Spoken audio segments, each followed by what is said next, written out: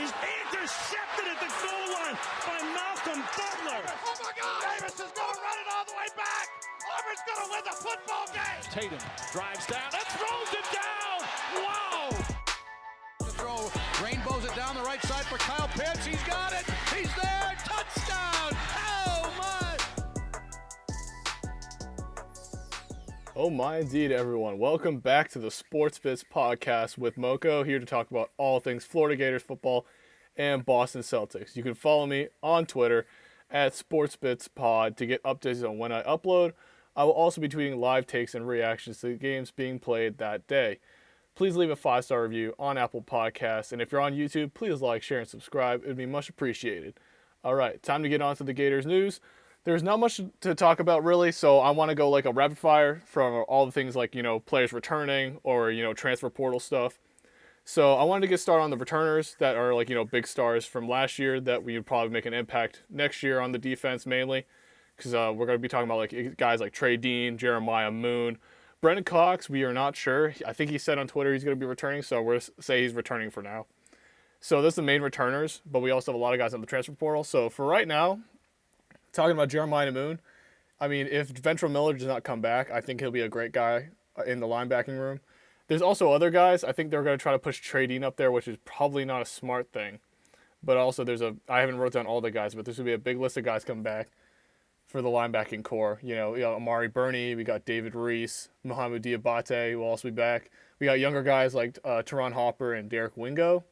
All really good guys, I think really serviceable guys. There's not really any star players like Ventrell Miller. If he does come back, that'd be great. But we also have new guys like Chief Borders coming in from the new recruiting class, which will also be a big help on the linebacking core. So, adding Jeremiah Moon to that group would be amazing. So, adding to that linebacker room, there's a lot of experience because there's probably probably the group that's like probably the oldest next to the secondary with Trey Dean, which we're just going to talk about next. Trey Dean in the secondary at safety was going to be great, considering all these guys in the secondary, like at the cornerback and safety positions, are all mostly freshmen, sophomores. So if you're looking at the quarterback section or cornerback section, it's Kyrie Elam and Jaden Hill who are the main guys coming back for Florida in the secondary room, along with Trey Dean. It's going to be a lot of freshmen like Rashad Torrance. And for the cornerback side, Rahari Rogers. And I don't think there's any other guys. I think Ethan Pouncey played a little bit. But yeah, there's also going to be new signees coming in like Jason Marshall and Donovan McMillan for those for the secondary room. So hopefully they'll be able to bring their skills in, because we're going to be doing a lot of rebuilding and retooling in the secondary, and also some developing for how young it all is, because we have a lot of seniors leaving like Sean Davis, Donovan Steiner, and Marco Wilson. So having that retool and development of the young guys will hopefully bring our defense back to what it used to be in maybe a year or two, or even next year if Todd Grantham and the new secondaries coach Wesley McGriff gets everything sorted in the secondary position. So for the edge rushers and the defensive tackles, I'm also going to transition into the transfer portal, because that's where our main retooling on the defensive line came from, because in the defensive tackle section, we got, our two transfers, Daquan Newkirk, and also we got Antonio Shelton, one from Penn State, Antonio Shelton, and we got Daquan Newkirk from Auburn, who's also a recent transfer that we got. And both those guys will be really helpful, considering we have lost a lot of guys to the draft, and also we have freshman Gervon Dexter in the back who had some experience this year. We saw him play, he's a freshman, so he didn't have much experience, but I think he'll be great coming back in, with a little bit of starter experience from this year, from last season. So for edge rusher wise, I think I'm hoping to say Brendan Cox comes back, because he's a great guy on the edge, along with Zachary Carter is another guy who was those two guys mainly on the edges, getting after the quarterback. It was exactly what we needed, getting pressure. So it makes it, gives the secondary a little bit of an easier time. When the quarterback's under pressure, under duress, it'll make the secondary's time a lot easier, because they're very young, not much experience next to Trey Dean, who's the only experienced guy next to Kyrie Elam, who had a lot of starting time. So yeah, we have a lot of young guys, a few veterans coming back. So hopefully they'll be able to mentor those guys into the starting role and get our defense rolling again. So one low-key transfer move that, kind of got swept under that, not many people are talking about is the Christensen man, kicker who transferred from Mississippi State, because we have Evan McPherson going to the draft, and we also have Jacob Finn. I think he's transferring. Yeah, he's in the transfer portal, so he's hopefully going to bring consistent kicking back. We had Evan McPherson for so many years. It feels like our special teams was pretty consistent. So hopefully Jace can bring that from Mississippi State. And for the punting team, I do not know if there's anybody coming in. There could be, probably in the, yeah. So we have, if I'm looking at the roster right now, or at least the predicted roster, we have Zach Sesha, who's a sophomore. We have Jeremy, Crawshaw? Yeah, Crawshaw. Those are the two guys. I mean, we also have Chris Howard. I don't know much about these guys because there's, they haven't gotten really any starting roles. They've probably been on the bench trying to develop themselves. So maybe if one of these guys pops out next year, we'll see it. We'll see what Dan Mullen wants to do with the special teams. Yeah, there's not much. I mean, if we want to go back to talk a little bit more detail about Daquan Newkirk, who came from Auburn, he's a former 4-star defensive tackle. He'll be able to complement Antonio Shelton on the line as those nose tackles or as those defensive tackles, getting pressure on the quarterback or just pushing the line back towards the quarterback or even stopping the run, hopefully, because that's one thing we really desperately needed was, run stoppers up the middle. So hopefully those two guys will be able to help out. The only negative coming from Daquan Newkirk is his injury prone. He is very injury prone from his Auburn days. He doesn't have many stats to talk about just because he was injury prone during his time there. If he stays healthy, that would be an amazing thing. Have him consistently all 12 games, or all 14 games. But we'll see. There's a lot of we don't want to confirm anything. We haven't seen the spring game. We haven't seen spring practice, so we don't want to confirm anything. We're just trying to list out who's going to be there, who's not going to be there, and just go from there. And hopefully we can see some chemistry with these guys coming in the spring with a full spring practice. Yeah. It's going to be a lot. It's going to be a lot to work because, we're coming from last season, which was, a lot of veteran guys. We had a system organized in the offense from Dan Mullen that was really, really complimented Kyle Trask and Kyle Pitts and all the receiving core. Not much on the running game. So, next year with Emory Jones and a loaded running back room because DeMarcus Bowman will be there in the running back room, a 5-star transfer from Clemson. He'll hopefully be able to add to that along with Dameon Pierce and Malik Davis coming back.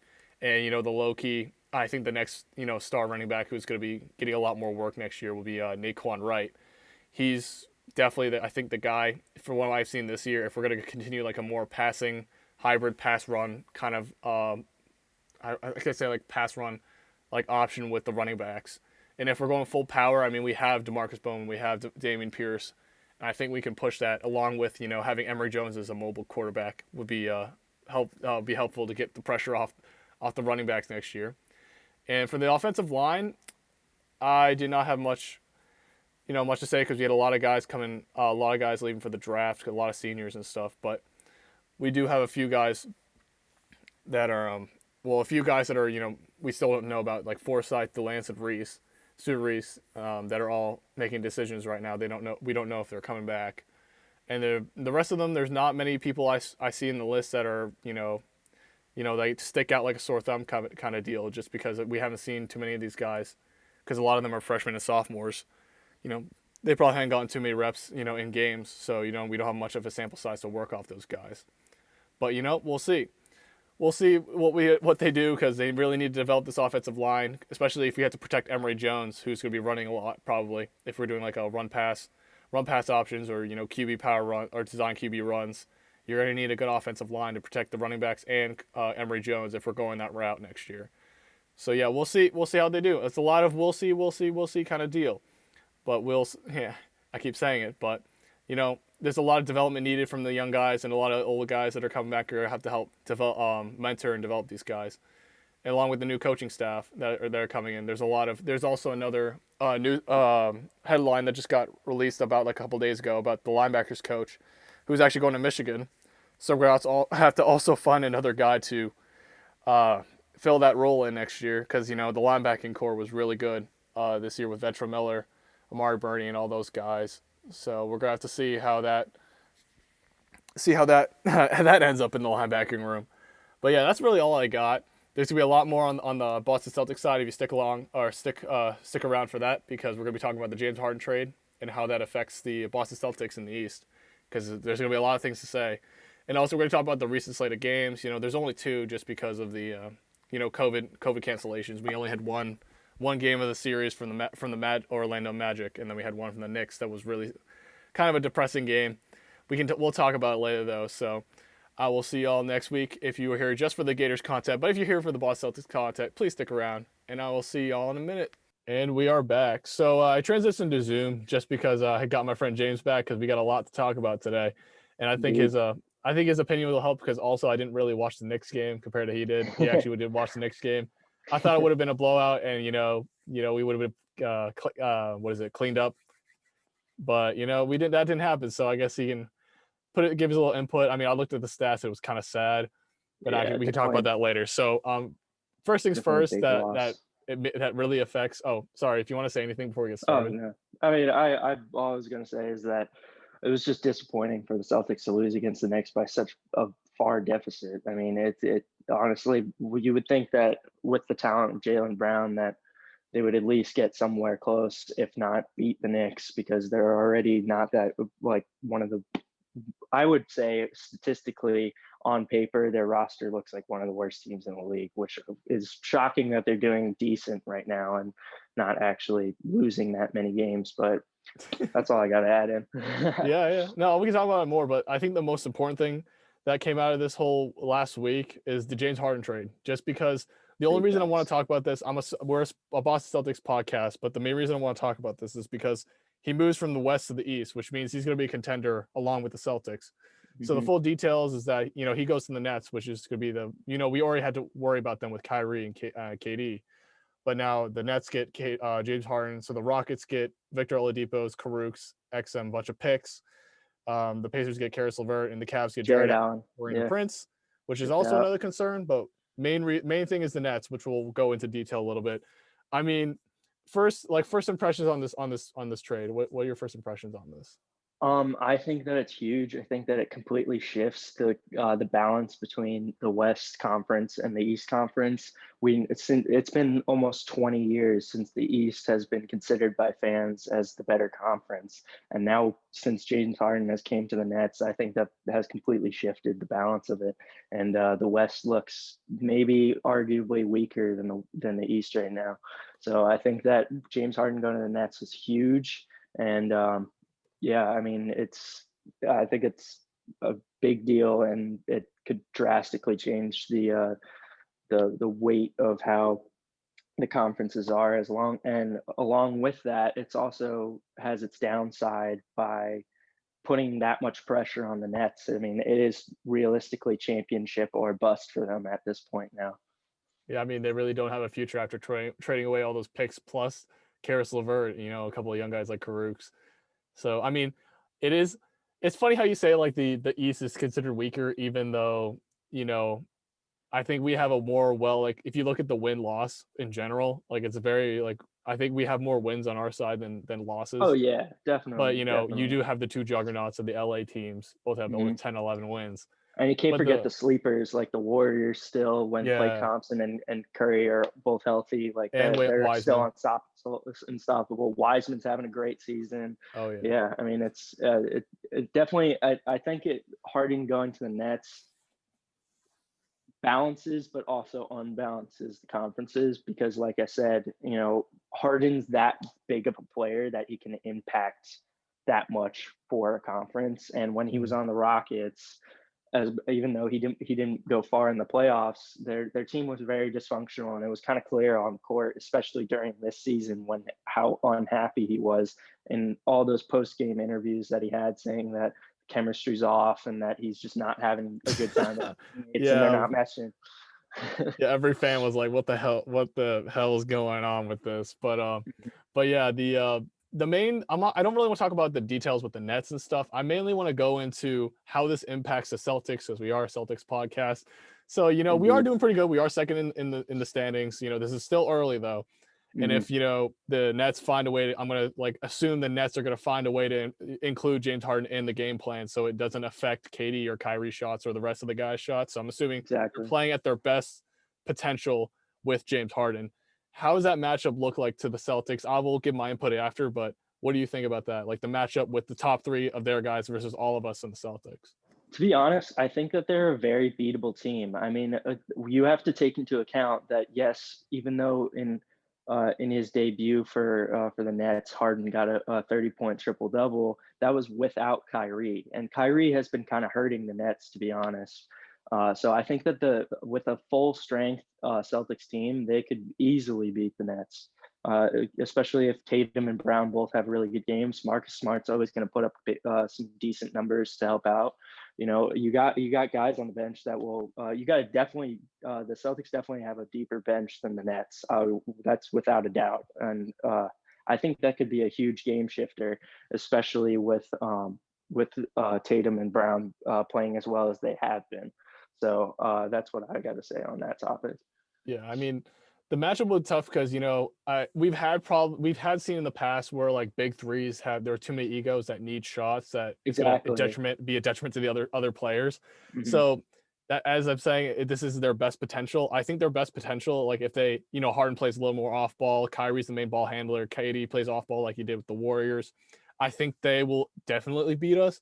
But if their egos start to clash, which is our best, I think is what we're hoping for, it'll definitely hurt. And yes, as you said, the bench is deeper. So, when those bench guys or reserve guys are in for the Nets, we'll be definitely dominating the court.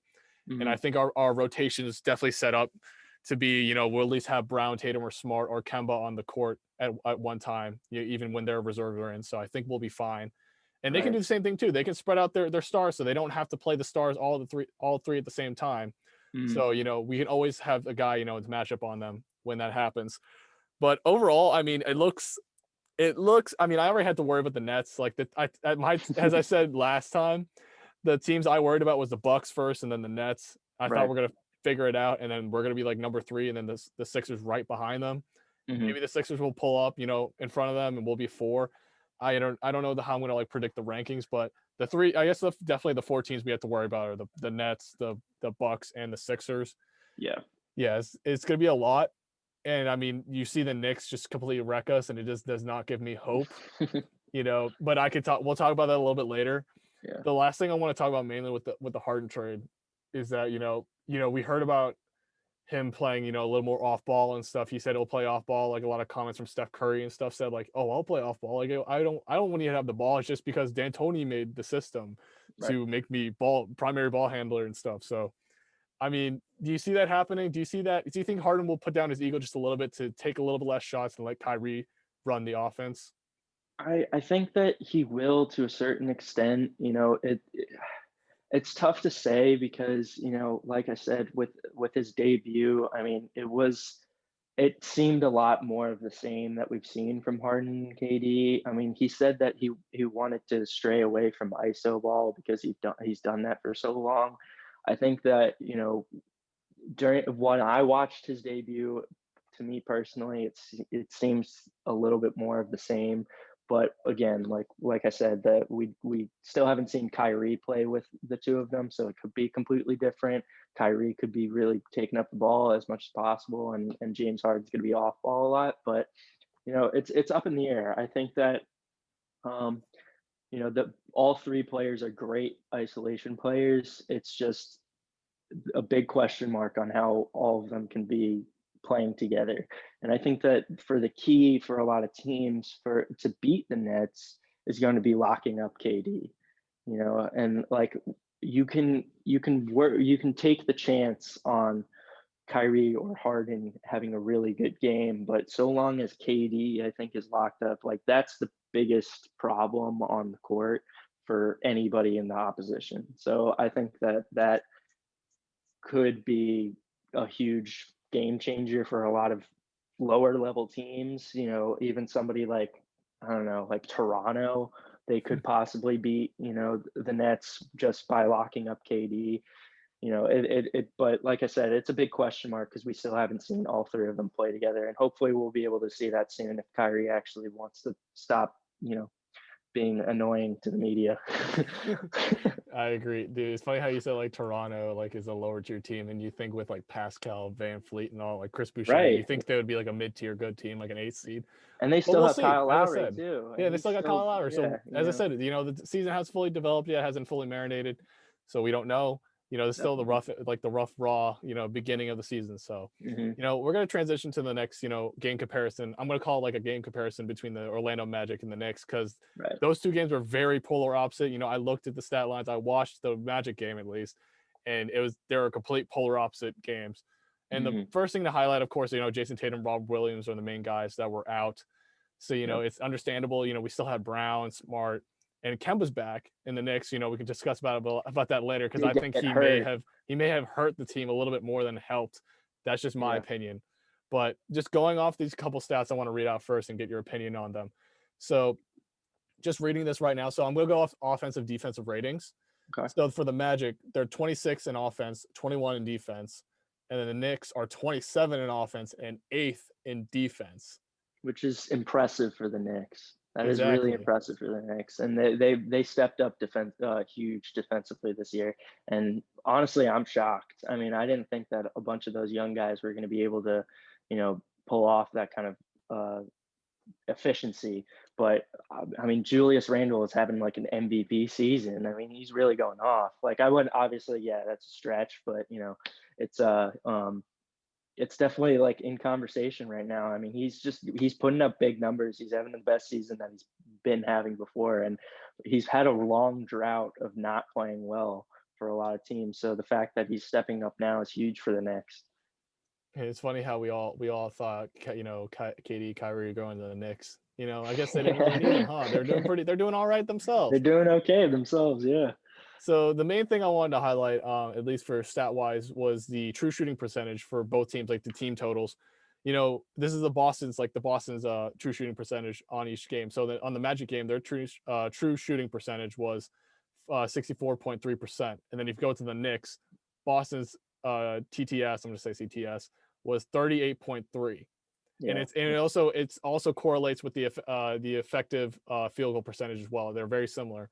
So you can put those both into your head, and like, what do you think of that? Like the shooting wise, both nights. I mean, it's just disappointing how like inconsistent that could be. Like they shot well, so they shot so well in one game, and then shot so poorly in the other. And I think that it really like the fact that Tatum didn't play really hurts the team a lot. And it's a struggle to be able to have your star players out and still perform to the level that you're normally playing at. And we know that the numbers will drop a little bit, but they shouldn't drop that much. They have to stay at a consistent level, and it's just a shame that they had to lose by 30 points to the Knicks. Yeah, I don't know where that came from, but you saw after the Orlando game, like everyone was hyped, like, oh my God, we're still together as a team. We can work without our best star. We're still a team. Like all of us can contribute in whatever ways. Yeah. And then you see the next game is kind of like you what can't happened. have that counterbalance, especially when your star player is out. I mean, it's just that you have to be consistent throughout the season, regardless of who is out and who isn't. So it's like it's figuring out that counterbalance against different teams that are specialized in different efficiencies. Yeah, it's funny enough that, like, as I brought up Kemba earlier, because I want to mainly highlight him because his first game back, and he had 20 minutes. He had 20 minutes that night, which took away from Pritchard, which I keep hyping up, that saying like, he's our next point guard that should be getting in full starting minutes type deal. And he's still solid. He was not solid during the game. I'll give you a stat line right now. Like he was 1 for 8 at the 3-point line. Well, his field goal percentage was against 23. The Knicks, everybody shot like shit. Yeah, but still, his first game back, so I don't want to like roast him for it, but like it did take away from certain rookies that were doing really well. Like Payton Pritchard, we gave minutes to Grant Williams, Robert Williams, but he's still injured or he's on COVID, so COVID protocol, so you can't really say he's part of this game. But I don't know, man. I've been hyping up Pritchard, and like Kemba comes back, it is his first game, so I guess he needs to have time to like get back into the groove of things. Yeah. I mean, he shouldn't have shot. Marcus Smart and Kemba Walker shouldn't have shot 7 and 8 threes. They both Marcus Smart went 0 for 7 against the Knicks, and Kemba Walker went 1 for 8. Like that's just unacceptable. Like you can't have that many shots and not make them. You either got to know that you're going to make it or don't take them. That's the kind of mentality that these NBA players got to have, and the fact that they just took those many shots and still missed all of them, like that's terrible. Can't have that during the game. It's funny enough that Marcus Smart made a lot of his threes during the Magic game and throughout Which the is season. He has a that, pretty yeah, good 3-point percentage. So yeah, that's why I said it earlier.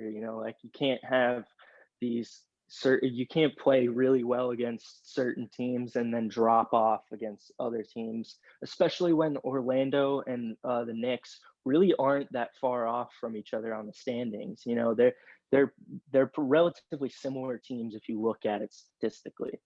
yeah, minus the ratings, not just the offensive Yeah, numbers and defensive exactly. numbers. Yeah, But yeah, that's just really nitpicky because like I like to use those numbers just because it gives like a holistic representation of their of offense and course. defense. Yeah, yeah, yeah. Like I'm not trying to highlight one player. Like I'm not just trying to highlight Kemba being terrible and Right. that correlates to the rest of the offense or the rest of the Yeah. defense. So yeah, I also saw another thing that was crazy that the whole Knicks like starters and bench, like the top 5 and the bottom 5, all Mhm. had positive plus minuses. If you know what plus minuses, it basically Yeah. just gives like a whole listic, like a whole efficiency of like the whole player, like defense, offense, overall like effort. And every Mhm. single Celtics player had a negative plus minus, Yep. which really showed that it was not their night. No one was making it. Like I think Jalen was the only guy like really doing anything for the team. And he That was was like, still like negative 27 impactful. during the game. What is it? He went negative 27 for the game. Like how, Yeah. it doesn't make sense sometimes, but like, Yeah. you got He to go did with score it. 25. He did do Yeah. his thing. He had to be our top scorer because Jason Tatum's out. So Yeah, I think he'll be definitely our number 2 guy when it comes to everyone gets back to normal. for And sure. if we have to face the Nets, I think he'll be our number 2 guy. So yeah, Mhm. I mean, is there anything else you can really see off of this game that really like sets you off? Um, the, I mean, the only thing that I will say that I thought was positive for the Celtics is that they went deep into their bench during that game. So, which I think was a good idea because uh, because normally, like we mentioned, I think 2 weeks ago in the previous time that I was here, that Brad Stevens doesn't love to change up his game plan a lot, but I like that he went deep into his bench for this game when he saw that guys were underperforming. So like as much as even though they lost, by a lot of points, they they were putting in guys that might be able to do something in later quarters or just start heating up a little bit. And some guys did. Like I think that Javante Green had a solid enough game. He did. Obviously, everyone went negative, like you said, but there was a couple guys that had some decent games. Like Daniel Tice shot well. Like there was a couple guys that that just were involved a little bit more and were able to facilitate the on the court.